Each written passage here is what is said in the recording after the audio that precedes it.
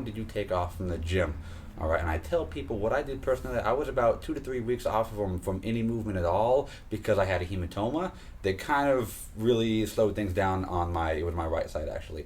And so I started off maybe 3 to 4 weeks after with light work, and then moved into some light chest work about 2 weeks after that. So I started off with work that did not involve much movement at the shoulder joint, so I wasn't activating much pec. Now let's hear from a doctor's point of view. What's your take on how long you should be taking off from the gym if you're an avid bodybuilder?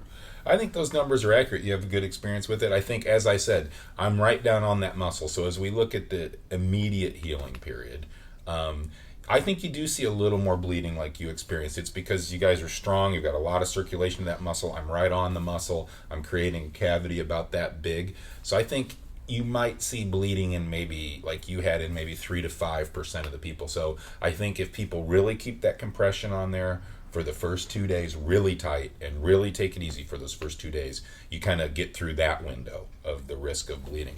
Once you're through that window, if everything goes smoothly there and we don't have any hematoma or anything, which is 90%, 95% of the people, I think your 2-week number's fairly accurate. I think at that point you're really not going to bleed afterwards. And you want to, so how do we go from 3 days to 2 weeks? 3 days to 2 weeks, I'd keep some real tight compression on there. I just had a guy send me a picture of himself in this neoprene strap thing. It was like an MMA thing that strapped around there real tight. Mm-hmm. You'd probably know what that was. Mm-hmm. And it was some brand through MMA. And it kept really good pressure on there. So I think if you keep pressure on for the next 2 weeks, then I think you're ready to go. Okay. You might be sore. Your workouts might not be quite what you want them to be. But you would be able to speak to that. You'd be able to fight through it for 2 weeks to 4 weeks. And then you'd think at that time you'd be pretty much normal. Right.